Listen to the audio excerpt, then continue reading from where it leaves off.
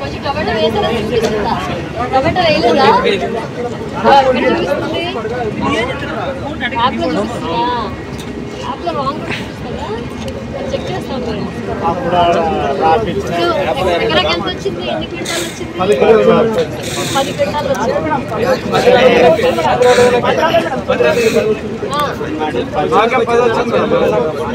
ఆయన కరెక్ట్గా చెప్తున్నారు. ఆయన మంచి ఆయన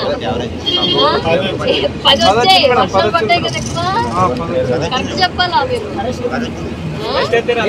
8 నుంచి 10 క్వింటాలు. 10 కూడా వచ్చిన ఉన్నారు.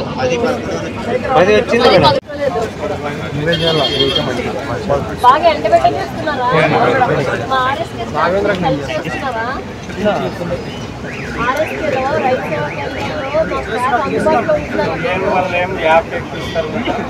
మీరే పూర్తి చేసుకొని మాకేం తెలుసు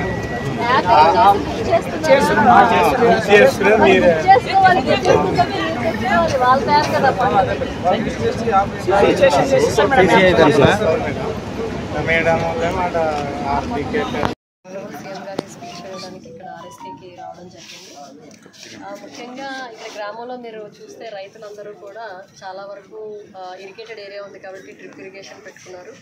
అలాగే న్యాచురల్ ఫార్మింగ్ కూడా చేస్తున్నారు. ప్రకృతి వ్యవసాయం ఎక్కువ మంది చేస్తున్నారు. ఇంకా ఎక్స్పాన్షన్ కూడా స్కోప్ ఉంది కాబట్టి దాని దిశగా ముందుకు పోవాలి. అండ్ మెయిన్గా ఏంటంటే ఈ కాటన్ తర్వాత చిల్లీ ఆనియన్ అవి ఎక్కువ లాస్ట్ టైం కూడా వేశారు. ఇప్పుడు కొంచెం ఆనియన్ తగ్గింది, చిల్లీ కూడా తగ్గించి క్రాప్ డైవర్సిఫికేషన్కి వెళ్తున్నారు. అంటే మేజ్కి వెళ్తున్నారు. మిగతా ఇంటర్ క్రాపింగ్ మిక్స్డ్ క్రాపింగ్ కూడా చేస్తూ ఉన్నారు. ముఖ్యంగా రైతులు ఏంటంటే మన గవర్నమెంట్ సైడ్ నుంచి కూడా మార్కెట్ డిమాండ్ ఏముంది, మార్కెట్ ఇంటెలిజెన్స్ అంటే ఏ పంట వేస్తే వాళ్ళకి ఎక్కువ మనకి ధర పలికే అవకాశం ఉంటుంది, దేనికి డిమాండ్ ఉన్నది అది ఎడ్యుకేట్ చేయాలి. అలాగే రైతులు కూడా ఇంటర్ క్రాపింగ్ మిక్స్డ్ క్రాపింగ్కి ఎక్కువగా వెళ్ళాలి. మెయిన్గా యానిమల్ రేరింగ్ కూడా చేయాలని చెప్తూ ఉన్నామండి. ఎందుకంటే ఒక దగ్గర పంటలో నష్టం వచ్చినా కూడా పశువులను పెంచుకుంటే దానివల్ల మనకు డైలీ ఇన్కమ్ వచ్చే అవకాశం ఉంటుంది. సో ముఖ్యంగా ఇక్కడ కూడా మనకి యానిమల్ రేరింగ్ చూసుకుంటే షీపు, పొట్టేలు, అలాగే బర్రెలు, ఆవులు అన్నీ కూడా పెంచుకుంటూ ఉన్నారు. వీటికి ఒక మిల్క్ సెంటర్, కలెక్షన్ సెంటర్ కావాలని చెప్పి అడుగుతున్నారు. అలాగే ఫీడ్ కూడా కొంచెం తక్కువగా ఉంది. సో గవర్నమెంట్ సైడ్ నుంచి మాకు ఫీడ్ సబ్సిడీ మీద సపోర్ట్ చేస్తే మాకు బాగుంటుంది అని చెప్పి కూడా రిక్వెస్ట్ చేస్తున్నారు. ఈ పాయింట్స్ అన్ని నోట్ చేసుకున్నాం. ప్రభుత్వ ఆర్డర్స్ ప్రకారం కూడా ప్రతి ఆర్ఎస్కే లెవెల్లో కూడా ఒక యాక్షన్ ప్లాన్ తయారు చేసుకుంటూ ఉన్నాము. ఇంతవరకు పంట పండించడం ఎలాగంటే కాన్సన్ట్రేట్ చేస్తున్నాము. ఇక్కడ నుంచి మార్కెట్ అంటే ఎందుకంటే ప్రతిసారి కూడా మనకి ఫార్మర్ నుంచి డైరెక్ట్గా ట్రేడర్కి కనెక్ట్ చేయడం, మధ్యలో మిడిల్ మెన్ ఎక్స్‌ప్లాయిటేషన్ లేకుండా. సో దానికి ఎలా చేయాలి అనేది ఆర్ఎస్కే లెవెల్లోనే యాక్షన్ ప్లాన్ తయారు చేయడం జరుగుతుందండి. డోర్ టు డోర్ క్యాంపెయినింగ్ కూడా దీని మీద అసలు ఎలాగ గవర్నమెంట్ సపోర్ట్ చేస్తుంది, అలాగే ఆనరబుల్ సీఎం గారు చెప్పిన 5 సూత్రాలు, 5 ప్రిన్సిపల్స్, వాటర్ని మనం ఎలా కన్సర్వ్ చేసుకొని ఎలాగ జాగ్రత్తగా వాడుకోవాలి, అలాగే డిమాండ్ డ్రివెన్ అగ్రికల్చర్ ఎలా చేయాలి, టెక్నాలజీ ఎలా వాడుకోవాలి. ఇప్పుడే ఒక ఆయన కూడా ఇక్కడ ఎంసీఏ చేసాము, నాకు డ్రోన్కి సంబంధించి లోన్ కావాలి అని చెప్పి అంటూ ఉన్నారు. సో అనుసంధానం చేయాలి, టెక్నాలజీ అండ్ క్రాప్ని అనుసంధానం చేసి. మనకి లేబర్ కూడా ఛార్జెస్ పెరిగిపోతూ ఉన్నాయి, లేబర్ దొరకట్లేదు అని చెప్పి కూడా కంప్లైంట్ వస్తుంది. కాబట్టి ఆ దిశగా మెయిన్గా అడుగులు వేయాలని చెప్పి ఈ యాక్షన్ ప్లాన్ ఒకటి ఫస్ట్ తయారు చేసుకొని రిక్వైర్మెంట్ అంతా కూడా గవర్నమెంట్కి పంపించడం జరుగుతుంది. కూడా 13-14% వరకు కూడా పంట తీసుకుంటున్నారు. యాక్చువల్లీ వాళ్ళకి రూట్ పొజిషన్ ప్రకారం 12% మాత్రమే తీసుకోవాలి. బట్ కొన్ని దగ్గరలో ఏంటంటే ఇంకా కొంచెం లిబరల్గా వెళ్ళి తీసుకుంటూ ఉన్నారు. కానీ డిస్కలరేషన్ ఏదైనా జరిగితే మాత్రం సీసీఐ వాళ్ళు తీసుకోవడానికి అవకాశం లేదు. కాబట్టి మిల్లర్తోనే తీసుకొని కొంత రేటు అంటే తగ్గుతుంది, అంత ఎక్కువైతే రాదు, కొంచెం రేటు తగ్గించుకొని ఫిక్స్ చేసి తీసుకోమని చెప్పి చెప్తున్నాము.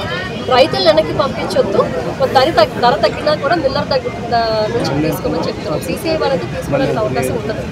అంటే కొన్ని దగ్గర 13-14% కూడా తీసుకుంటున్నారు. ఇక్కడ ఈ నెలలో మాత్రం 80 వెహికల్స్ వచ్చాయండి, 82 వచ్చాయి, 80 యాక్సెప్ట్ చేశారు, 2 ట్రక్స్ని రిజెక్ట్ చేశారు. బికాస్ డిస్కలరేషన్ ఉంది దాంట్లో మెయిన్గా. డిస్కలరేషన్ కూడా ప్రకృతి వైపరీత్యం కదా మేడం, వాళ్ళైతే తయారు చేసింది కదా. డిస్కలరేషన్ ఉండేది, అందుకే CCI వాళ్ళు తీసుకోలేరండి. మిల్లర్ కొంచెం ధర తగ్గించి తీసుకుంటారు, అదే తీసుకోమని చెప్తున్నారు. వెనక్కి పంపించదు రైతులు. 50% కింద అడుగుతున్నారు మేడం మిల్లర్స్ వాళ్ళకి. ఏదండి 50% కింద అడుగుతున్నారు మేడం. 4,000 4,500 అడుగుతున్నారు. దాంట్లో పొట్టు శాతం ఎంత ఉందో దాన్ని బట్టి వాళ్ళు రేట్ ఫిక్స్ చేస్తారండి. మెయిన్గా మేము చెప్పేది ఒకటే ఏంటంటే కొంచెం CC అట్లా తూకాలు కానీ వీళ్ళు కాటా కానీ 100 రూపీస్ వసూలు చేస్తున్నారు మేడం. కాటాకి సంబంధించి కూడా అండి కొన్ని కంప్లైంట్స్ వచ్చినాయి నాకు. లోకల్ మార్కెట్లో కూడా కాటా సరిగ్గా లేదని చెప్పి రెగ్యులర్గా ఇన్స్పెక్షన్స్ చేయిస్తున్నాము. Assistant legal metrology assistant director గారు కూడా రోజు నాకు ఫొటోస్ పంపించి ఎక్కడెక్కడ ఖాతాలు చెక్ చేస్తున్నాము, ఏమి ప్రాబ్లం వచ్చింది, వాళ్ళకి ఫైన్ వేయడం అన్ని కూడా చేస్తున్నాము. వీళ్ళు అమౌంట్ కానీ వసూలు చేస్తున్నారు మేడం వాళ్ళ దగ్గర. 100 రూపీస్ లెక్క చార్జ్ చేస్తున్నారు. వీళ్ళే కొనేది వీళ్ళే తూకం వీళ్ళే కొనాలి, అయినా కానీ డబ్బులు వసూలు చేస్తున్నారు. లేదు డబ్బులు అయితే వసూలు చేయడానికి లేదు, అది ఇమీడియట్గా యాక్షన్ తీసుకుంటాం. అమాలీలుగానే వసూలు చేస్తున్నారు మేడం.